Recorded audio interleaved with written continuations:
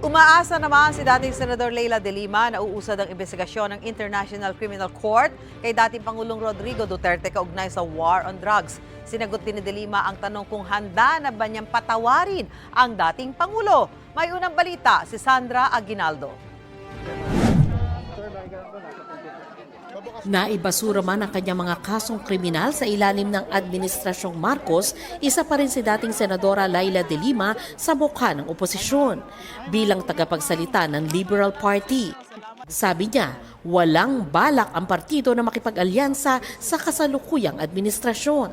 Dahil nakalaya kayo sa panahon na ang Pangulo ay si President Marcos, willing ba kayong makipag-alyansa sa administrasyon? Sa panig ng Liberal Party, wala kaming ganong plano. Hindi namin pinag-uusapan yan. Well, kung pinag-usapan man, ay ang posisyon namin dyan is that no. Hindi kami makikialyado kasi paano kami magiging, kasi opposition nga kami. So wala pong plano ang Liberal Party as a party to coalesce with the BBM administration for purposes of the 2025 elections. That is the position of the Liberal Party at the moment. I cannot say whether that position can change. Ayon kay de Lima, may mga posisyon sila na tugma sa posisyon ng Administrasyong Marcos, gaya ng pagpupursiging protektahan ang teritoryo ng Pilipinas. Pero patuloy daw silang sasalungat kung kinakailangan. Sa China WPS, suportado namin ang posisyon ng BBM administration, asserting all the way our sovereign rights. Maganda yung kanilang transparency strategy. Kung ano yung mga issues na nagkakatugma ang pananaw, why not? I mean, kaya hindi kami gano'n na banat lang ng banat. Ayaw namin actually pumili between the Marcos bloc or the Duterte's bloc. Again, it's all gusto namin sa issues kami mag-engage. Sa ilalim ng Administrasyong Marcos, umaasa si de Lima na patuloy na uusad ang kaso ni Duterte sa International Criminal Court na aniya ay pwedeng mauwi sa pagkakakulong nito. Umaasa po tayo na yung proseso ngayon sa ICC would result in the correct outcome. And the correct outcome, of course, would be the issuance of the warrant of arrest, eventual prosecution, and ultimately imprisonment. Palaban pa rin si de Lima, pero aminado siyang sa 7 taon niya sa kulungan, minsan na rin siyang pinanghinaan ng loob. Naikwento niya nang ma-hostage siya ng miyembro ng teroristang grupo noong 2022. Sa ulat ng PNP, nagtangkang tumakas ang 3 kalalakihan mula sa custodial center. Nang matunugan ito ng mga otoridad, tumakbo raw ang isa sa mga ito sa kinaroroonan ni de Lima. I stood my ground na hindi ko pinahalata na natatakot ako.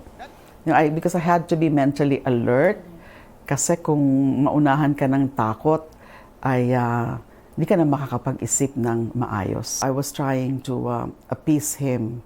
Pero ano siya yung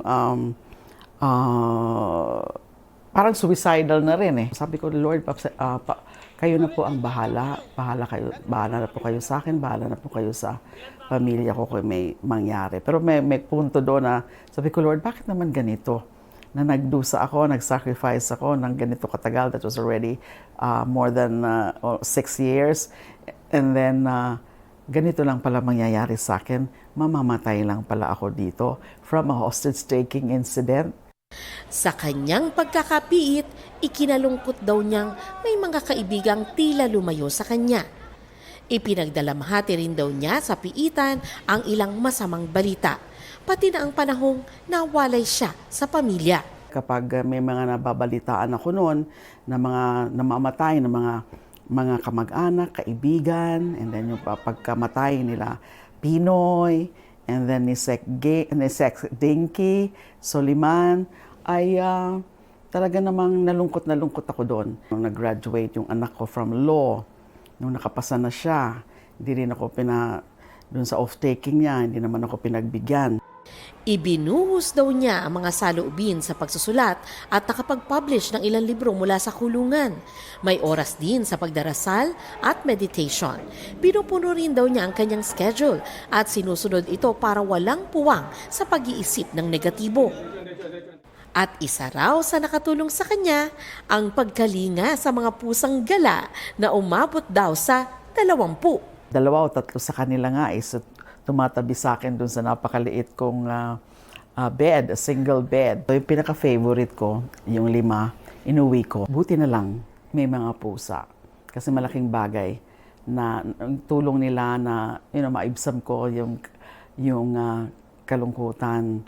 Dumating na ang araw na masasabi niyang tunay na siyang malaya.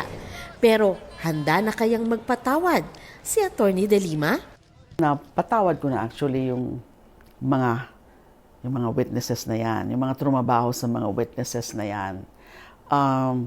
But pagdating kay Pangulong Duterte, hindi pa po ako ready. Sa kaunang-una, humingi na ba siya ng tawad? Wala naman siyang ganun. So hindi ko alam. So I've been praying for the grace na kaya ko nang patawarin siya. Pero sa ngayon, hindi pa. Ito ang unang balita. Sandra Aguinaldo para sa GMA Integrated News. Mga kapuso, para una ka sa mga balita, mag-subscribe sa GMA Integrated News sa YouTube. Sa mga kapuso abroad, subaybayan niyo po kami sa GMA Pinoy TV at sa www.gmanews.tv.